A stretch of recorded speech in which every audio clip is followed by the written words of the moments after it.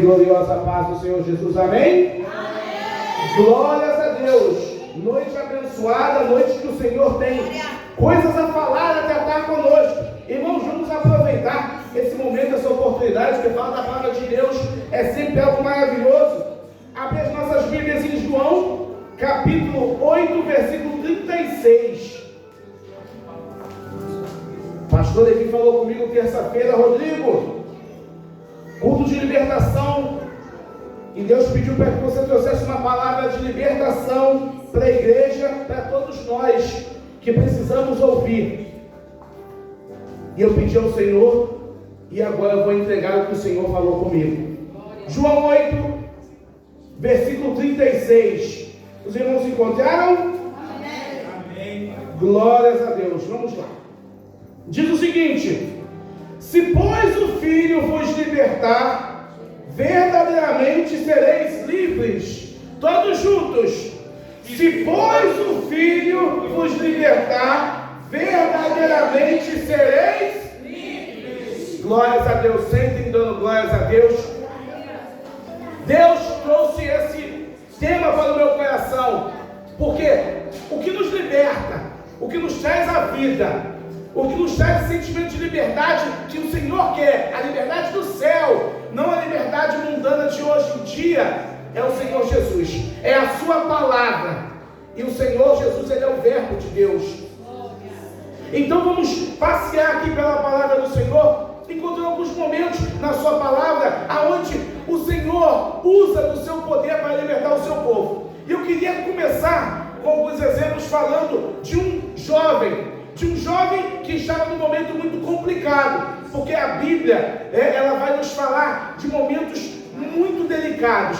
A Bíblia, ela não é um livro onde ela tem proibição de falar algumas coisas, que vão tiradas algumas outras coisas. Não, Deus fala de forma muito clara na Bíblia, coisas boas, coisas ruins, coisas pesadas, coisas tristes e coisas alegres também.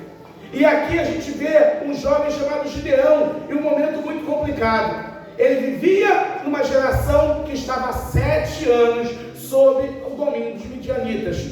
Ou seja, 7 anos vivendo sob uma opressão do inimigo. E quantas pessoas a gente não vê aí pelas ruas que nos dão bom dia, boa tarde, boa noite, trabalham conosco, tomam café com a gente, passeiam, são nossos vizinhos e estão sob a opressão do inimigo há 7 anos, 1 ano, 10 anos, e a gente cruza com essas pessoas e por tanto costume de estar sob o jugo do inimigo, elas acham normal a vida delas. E Gideão viveu um momento desse, onde a sua nação, a nação que foi chamada pelo Senhor para ser livre, para ser exemplo por todo mundo do que Deus faz com o seu povo, aquela nação ali estava vivendo oprimida, com medo. A Bíblia fala que em determinado momento eles passaram a viver em covas, a viver em cavernas. Por quê? Porque o medo era tanto, a fé era tão pouca, que eles tinham medo que o bando dos inimigos invadissem, tomassem tudo que eles tinham e levar embora, e podia até levar alguns deles como escravos, ou então matar, morrer naquele momento ali. Então o povo vivia acuado, temeroso, e o povo de Deus não foi feito para isso. E vai Gideão lá, olhando aquilo, olhando os seus líderes e seus mestres, olhando seu pai e sua mãe, todos acostumados com aquela situação. Mas Gideão tinha algo no coração dele pensando o seguinte: não é assim. Eu sou jovem, eu não entendo muito bem das coisas, mas eu sei que o que o meu pai e minha mãe me ensinam em casa, porque naquele tempo se ensinava a palavra em casa. Era de boca para boca, era oralmente que era ensinado os preceitos da palavra. A cultura judaica era passada assim, eles ensinavam ao outro. Ele não é assim que meu pai falou. Meu pai fala uma coisa, mas na hora de viver, meu pai tem medo. Minha mãe também, o meu povo, os meus líderes. E lá vai Gideão, que não é travado pelo medo, porque nós não podemos ser travados pelo medo. Nós temos que superar e romper esse medo. Vai malhar o seu trigo no lagar, porque o trigo era a fonte básica de alimento da época. O trigo eu faço pão, o trigo eu faço bolo, faço um monte de outras coisas. Então, eu precisava trabalhar esse trigo para ter comida em casa. O trigo, mas Gideão era novo, então ele vai pegar o trigo e vai malhar no lagar, aonde é pisado as uvas. Ou seja, ele faz uma adaptação que não é a melhor, mas para poder pelo menos ter alguma coisa. Não era da melhor maneira, era mais complicado, ele se machucava, ele tinha problema com isso, porque é uma adaptação, mas para ter alguma coisa. Ou seja, muitas vezes é isso, a gente vai na nossa força, no que dá para a gente fazer, mas a gente não fica acomodado. Não podemos ficar acomodados com a situação difícil. Sabe por quê? Porque quando a gente faz isso, nosso esforço, nosso máximo esforço, mesmo que seja para um resultado pequeno, o Senhor, ele acaba se apaixonando pela atitude. E aí a palavra de Deus diz que um anjo para e olha. E aí fala assim: o Senhor é contigo, varão valoroso, varão valente. Olha só, ele recebe o elogio de um anjo.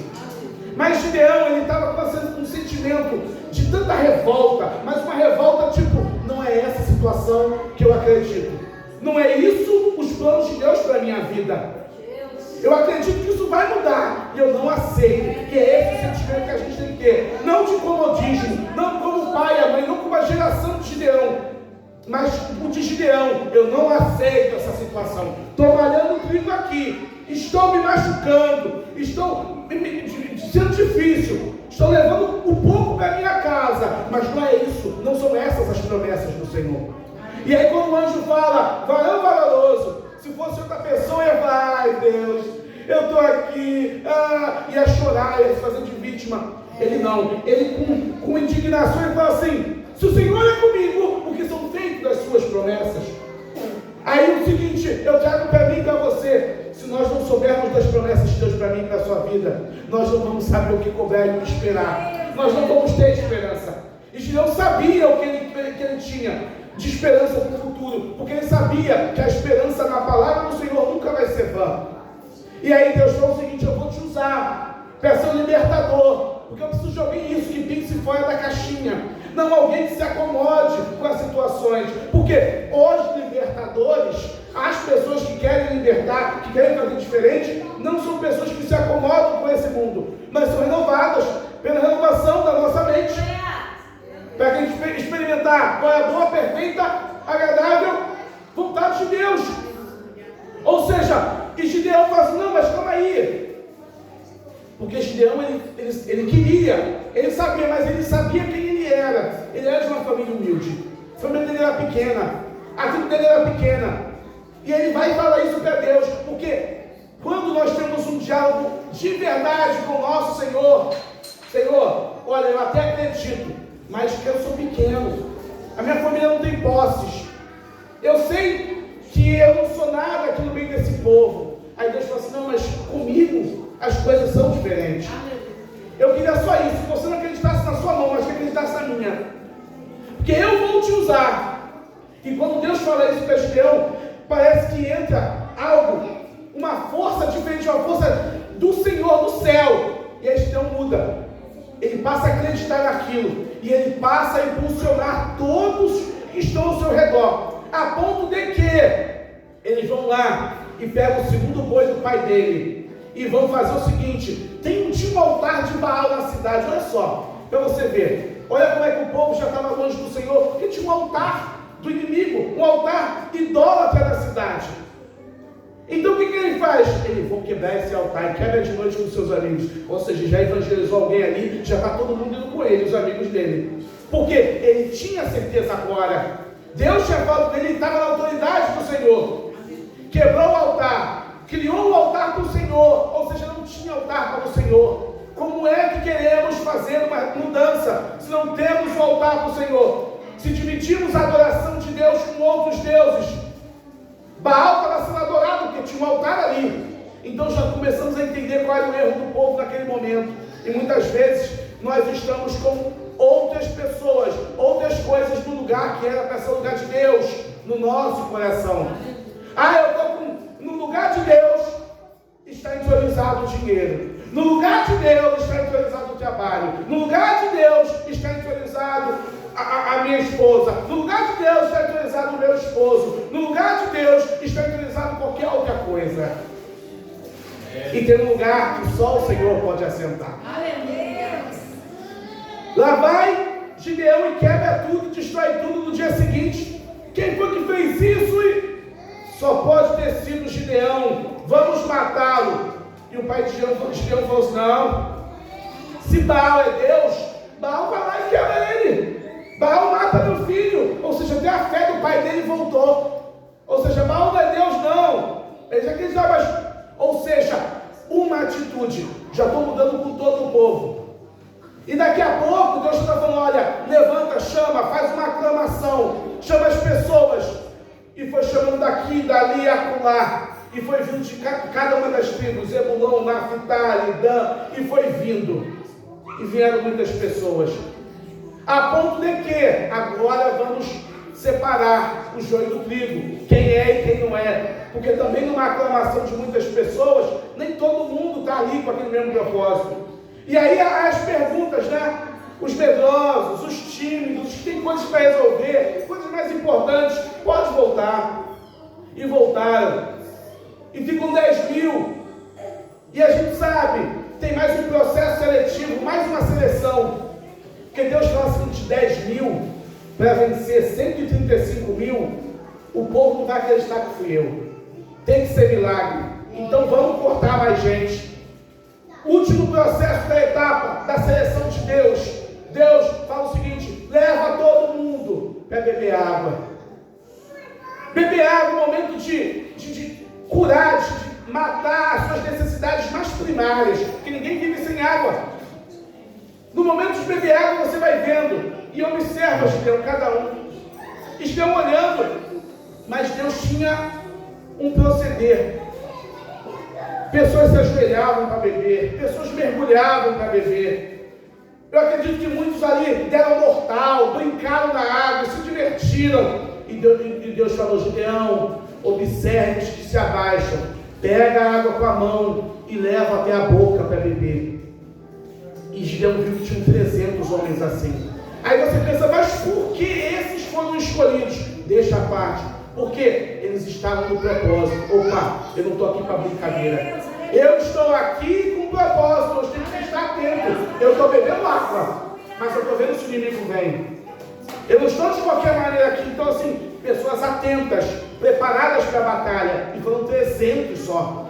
Ou seja, Deus está falando o seguinte: se prepare para a batalha. Em qualquer momento da tua vida, seja bebendo uma água, seja comendo, seja trabalhando, seja passeando, esteja atento para as batalhas espirituais.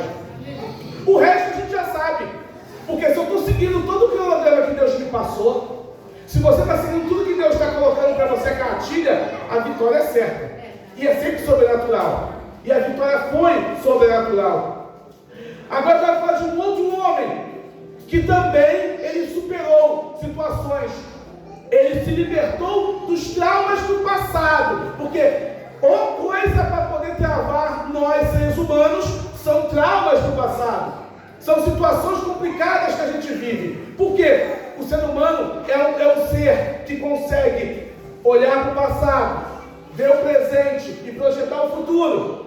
E isso pode ser bom e pode ser muito ruim, se você não conseguir controlar. A psicologia fala: se você olhar muito para o passado, você fica muito preso. Se você olhar muito para o futuro, você fica muito ansioso. Ou seja, passado muita depressão, para o futuro muita ansiedade. O presente, olhar muito para o presente, você é uma pessoa que não se planeja, vive só o hoje. Ou seja, nós temos que ser um pouco de cada. Mas tem coisas que a gente ainda não superou. E a vida não volta. O relógio não volta, não retrocede. O ponteiro vai indo para frente como um rio. A vida é um rio. Então, nós não conseguimos mudar o passado. Mas eu consigo sim olhar para ele e ressignificar. E falar o seguinte: foi ruim. Não foi bom. Não foi nada bom. Quase me matou. Mas como eu ouvi no louvor, sobrevivi. Adorando. Sobrevivi confiando. José, um menino, e olha que eu estou falando de jovem de novo, um menino prodígio, filho do seu pai Jacó, o patriarca, o terceiro patriarca, filho da mulher mais amada, Raquel. Então Jacó era o queridinho do papai. Não só por isso, porque ele tinha um proceder diferente dos seus irmãos. Enquanto seus irmãos eram mais imediatistas, queriam curtir, porque faz parte da juventude, aproveitar. José, ele se identificava com o pai, ele buscava aprender com o pai, ele aprendeu a escrever, aprendeu a contar. Era um menino que tinha conhecimento, que buscava, além das coisas da sua idade, que são normais, coisas para além. Por isso que o pai acabou olhando para ele, vendo diferença também no seu comportamento, apesar além do grande amor, e fez o seguinte: olha, seus irmãos são um pouquinho responsáveis, vai lá dar uma olhadinha neles. E José ia olhar os irmãos, sendo que muitas vezes nessa vida, nessa caminhada, a gente tem o seguinte: tem tudo para dar certo, a história é tudo bonitinha, estava tudo muito bem desenhado, mas não dá para combinar com todo mundo. A gente não combina com todo mundo o que vai dar certo. Tem pessoas que entram no nosso caminho que as coisas acontecem. E com José, fomos da sua própria casa. A Bíblia fala em um momento dela, assim, os inimigos do homem são os da sua própria casa. Às vezes, tá, gente? E José recebe uma túnica colorida do seu pai. E isso é o maior problema. Quem tem irmão que sabe, não tem como. Deu presente para um irmão e não deu para os outros, briga dá certo, independentemente do que for. E não foi diferente com José. Seus irmãos, filhinho do papai, é uma roupinha bonita, é o bonitinho do papai, é o gostosinho do papai. E para complementar a cereja do bolo, José tem um sonho de revelação.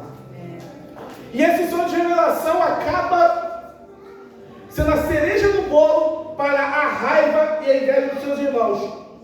Por isso que muitas vezes a gente tem que tomar muito cuidado com o que a gente fala. Nem todo mundo está preparado para ouvir. O sonho foi verdadeiro. Ele não mentiu. Ele sonhou que tinham 12 feixes de trigo e todos se curvavam diante dele. E os irmãos pensaram: vai reinar sobre nós? Então quer dizer que você vai reinar sobre nós? Porque se os feixes se curvam diante dele, ele é rei, ele é alguém importante. E isso foi falado no café da manhã.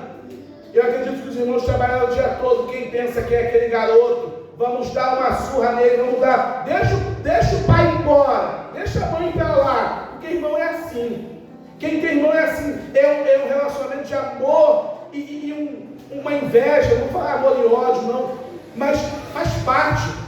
São jovens, são crianças, a gente não consegue medir. Quando viramos adultos, a gente entende o quão bobo a gente foi e começa um a ajudar o outro quando a gente evolui. Em um determinado momento, José vai ver o que os irmãos estão fazendo no campo. E eles, com uma raiva: vamos pegar o nosso irmão, vamos pegar ele. Batem nele. Pensam em fazer o pior. Jogam na cova. Pensam: vamos fazer o quê? Mata, o que a gente vai fazer? E aí vai lá ajudar e fala: melhor vender como escravo, não vamos tocar no nosso irmão, ele é nosso sangue. E eles pensam: realmente, matar é demais. Ou seja, às vezes, no momento de raiva, a gente faz coisas que a gente pode se arrepender pelo resto da vida. E isso ficou no coração dos irmãos. José é vendido e eles falam: pai, um animal pegou o nosso irmão. Você imagina, você é vendido como escravo pelos seus irmãos e você está saindo, está indo embora para um lugar que você não sabe. Chega lá, você é vendido como escravo e você era o filhinho do papai, você era o queridinho. Chega lá, você trabalha como escravo na casa de um homem muito importante, Potifar. E lá, as coisas começam a dar certo. Não, vou dar a volta por cima. Aí a esposa dele olha para ele e fala assim: nossa, que menino bonito, bem cuidado, nem parece escravo. Ela pensa assim: eu podia me divertir com ele quando meu marido estivesse fora. E é isso que ela tenta, porque ela pensa que José é qualquer um. E José podia, sabe, na sua raiva, falar assim: que Deus nada, que irmão nada, eu vou tentar aproveitar aqui pelo menos os meus momentos, eu sou um escravo. Mas ele se manteve. E aquela mulher, por raiva, porque imagina uma mulher muito bonita ser evitada. O ego dela não aguentou. Ela vai falar: ele tentou me agarrar, ele tentou me estuprar. E escravo não tem voz. Vai ele preso de novo. Ou seja, ele pensa que está subindo mais uma rasteira da vida. E a vida é assim, a vida é dura, a vida é complicada. Muitas vezes a gente pergunta: Senhor, mas por que isso está acontecendo comigo? Eu não fiz nada, eu fui fiel, eu não toquei nessa mulher, ela queria, eu poderia fazer escondido com ela. E ele foi preso, foi para a cadeia. Amigo, na cadeia é sofrimento. Deve ter apanhado, deve ter acontecido várias situações, porque a fama de estuprador é pesada na cadeia, independentemente do local. Mas quem é de Deus tem sempre o Espírito Santo que equilibra tudo. A maldade, as coisas erradas que fazem contra você. Existe um Deus no céu que equilibra. Opa, calma aí. Fizeram coisa errada, mas até aqui, vocês podem tocar no meu filho. Até aqui. Ou seja, fica tranquilo. Se está acontecendo alguma coisa de errado contigo, é injustiça, é o que for, é até onde Deus permite, não é nada além do que Ele permite. Existe um Deus no céu que está vendo tudo, e nós até aqui, porque passando dali meu servo não aguenta, então é até aqui. Então você pensa, não estou aguentando, Rodrigo. Deus sabe o teu limite, você não sabe. Sabe por quê? O ser humano, ele é provado nesses momentos para poder entender que ele não se conhece, mas Deus no céu conhece. Mas eu pensei que ia me destruir, mas eu me superei. Sabe por quê? Porque eu sabia até onde você podia ir, você não sabia. E aí José está lá. Daqui a pouco ele ascende na cadeia, ele cuida dos presos. Ou seja, não tem como, mesmo você sendo trapaceado, enganado, o que tem de Deus em você acaba saindo, acaba brotando. E as pessoas estão vendo. E você vai se subindo, você vai crescendo. Você não fica. A Bíblia fala que o justo pode cair 1, 2, 3, 4, 5, 6, 7 vezes. Mas de todas elas, o Senhor levanta. E José está lá. Daqui a pouco entram 2 presos diferentes. E aí entra o padeiro e o copeiro do imperador, de Faraó. E eles estão lá sendo muito bem tratados. E os 2 sonham. Sabe por que eles sonham? Porque Deus, ele tinha um propósito, um sonho com José. E aí vai acontecer algo na minha e na tua vida que só você pode resolver. Sabe por quê? Você é a peça-chave para a solução de um determinado problema. Deixa as pessoas pensarem que você está jogado, você é carta fora do baralho. Você é a pessoa esquecida, abandonada. Não tem valor mais nenhum. Não tem. Mas daqui a pouco, só a Mariazinha consegue resolver. Só o Pedrinho consegue. Só o Daniel consegue resolver isso. Daniel esquecido, abandonado. Daniel, vem Daniel, é só você. Por quê? Porque o Senhor o preparou. O Senhor não ungiu para aquilo. Graças a Deus. E ele sonha que está levando muitos pães, e as aves do céu vão comendo os pães, que os cestos estão na cabeça dele, o padeiro. E o outro sonha que está servindo vinho na mão lá para o faraó. E José interpreta os sonhos. Um é positivo, outro é negativo. Um vai morrer e o outro vai ser liberto, vai voltar a servir o vinho na mão do faraó. E o outro vai ser morto, infelizmente. Ou seja, existe um poder que Deus vai te dar. Você já tem. Que vai desatar algumas coisas. E as pessoas vão entender o teu valor. Porque muitas vezes é isso. José era tido como ninguém, um morto. Para a sua família morreu. Para outros era um escravo, para outros era um prisioneiro. Mas para Deus era uma peça-chave. O importante não é o que as pessoas acham, é o que Deus acha. Glória a Deus. Mas passa-se muito tempo. Vamos colocar miseravelmente uns 15 anos. Que aí, se eu não me engano, foi por 30 anos que José ascende. Mas aí a coisa cresce, porque o problema aumenta. Aí quem sonha é Faraó. E aí o sonho, não precisa nem contar o sonho, eu vou contar todo o que tu trabalhou. Ele sonhava, chamou os sábios, os interpretadores, os prognosticadores do seu reino, e nenhum conseguia. Inventava uma historinha aqui, falava outra coisa ali, mas não é isso, não entrou no meu coração. Mas José ainda tinha falado para o copeiro: olha, quando você voltar lá, lembra de mim? Fala do Faraó para mim, das injustiças que eu estou passando aqui. Mas é o seguinte, o homem não lembrou dele, foi passando. Mas existia um problema no reino que estava travando tudo, porque Faraó sonhou. E Faraó não estava em paz. Não estava em paz. Sabe por quê? Porque é Deus incomodando. Deus vai incomodar alguma situação, alguma pessoa. para que você possa ser honrado. E no momento que você for chamado, faça como José. É lindo o que acontece. Gênesis 41:16. Eu não sei se fosse eu que eu falaria. Acredito que todos nós aqui pensando tudo isso. Gênesis 41:46, 16 diz o seguinte. Desculpa, 45. Desculpa.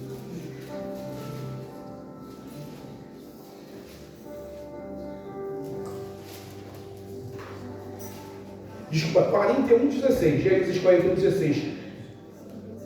No 15 diz: eis que disse.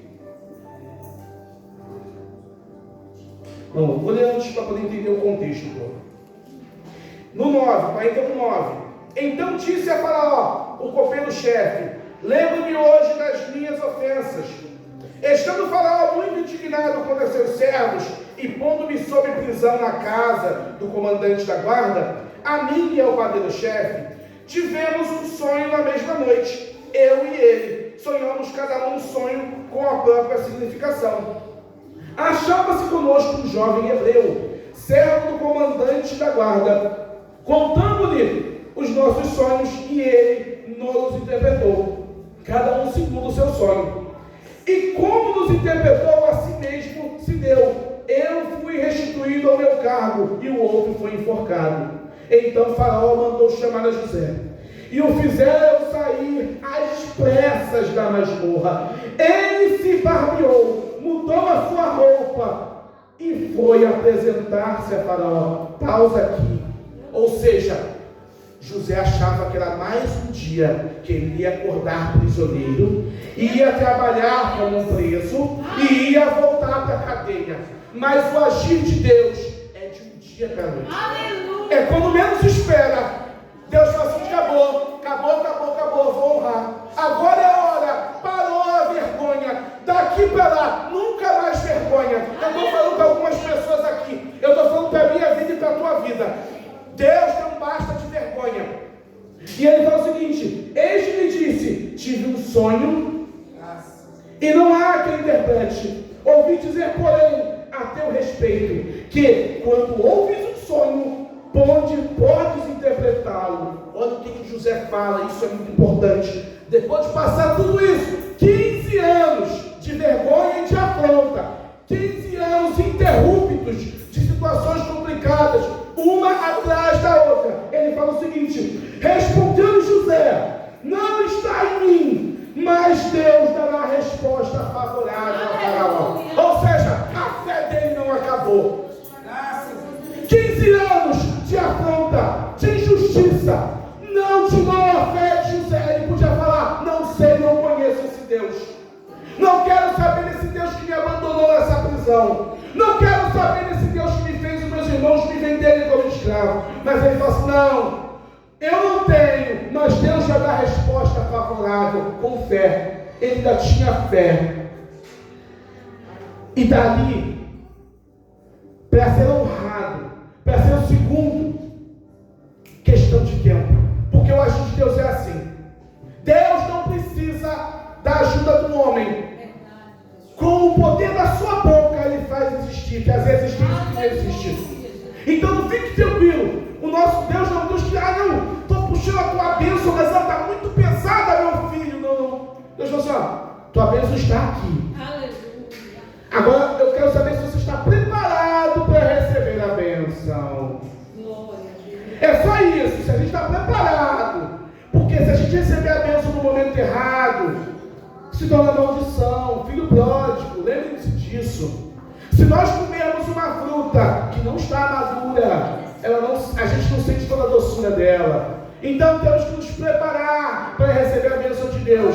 José estava preparado. E como é que a gente sabe que ele estava preparado? Porque os traumas do passado que eu mencionei no começo, ele conseguiu um a um, porque ele chamou a sua família.